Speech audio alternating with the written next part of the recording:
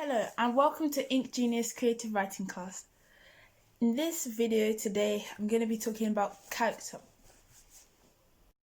Characters are like actors in a movie. You need them, otherwise it'd be pretty boring and there'd be basically nothing to write about. And your characters need to be like people, just like actors are real people outside the movie. Just because your characters are in a story doesn't mean they should be restricted or limited. I think you need to know who your characters are. That's why you need to describe your characters properly. Like I said, characters are humans, so they have to have human features. They have to have parts about themselves that they don't like and parts about themselves that they do like. And they should also have one defining feature. I'll give you an example. So look at this character.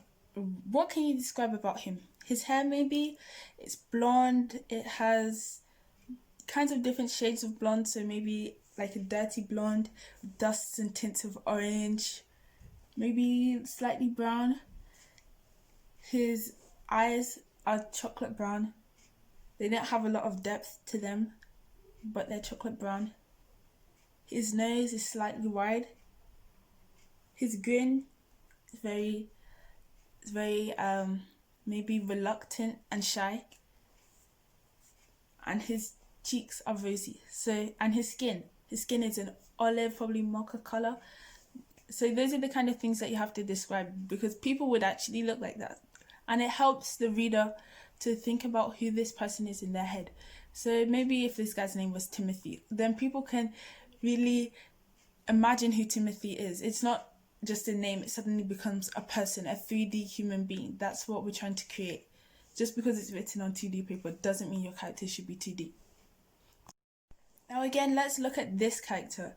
So what else can we describe? We can describe her braids. They look very flowy and full.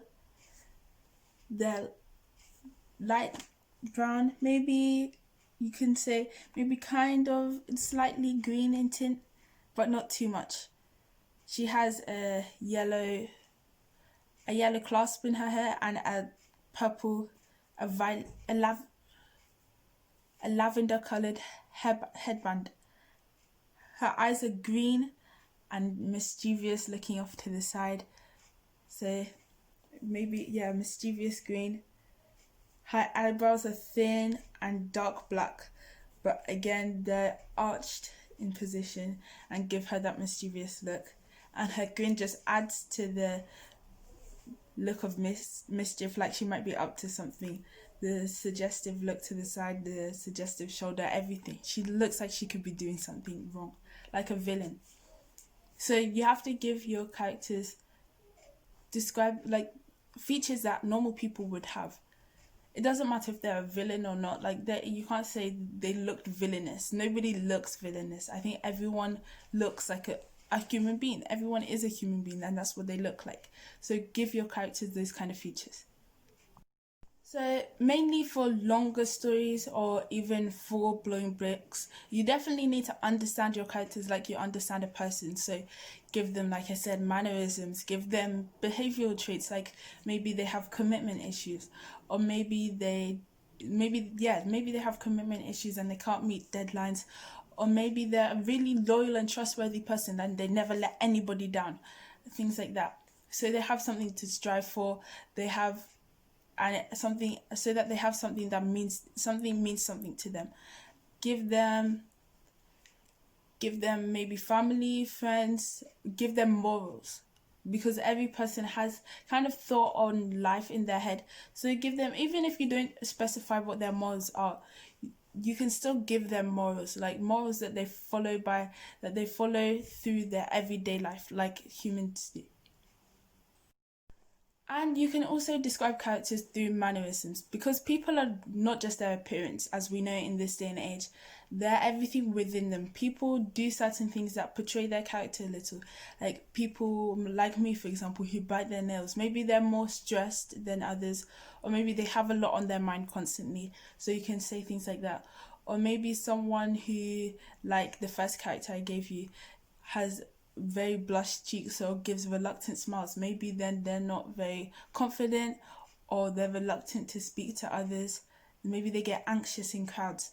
You can do things like that, but make sure you link it up. So you can't say, you can't just say she has a suggestive smile. You have to kind of, or she has a weird grin. You kind of have to give what that means in relation to the person's character. So if she has a weird grin, then what does that mean to her? What does that mean? What does that say about her, basically? And one last thing to make sure of, give your characters good and bad traits, because no human is perfect. If you're perfect, because I think there's no definition to perfect. It changes for everybody. So everyone has good and bad traits. Someone might be really bad at telling the truth, but then they're very kind to other people and they're generous.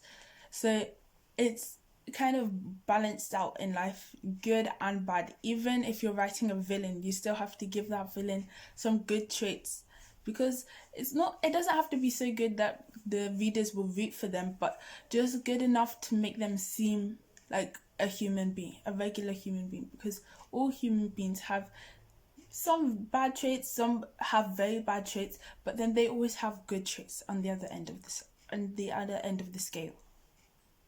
So the next way to describe character is dialogue, but I will put that in the next video. So thank you for watching, and bye for now. The next video will be in the description. You can go and watch it there. Thank you. Bye.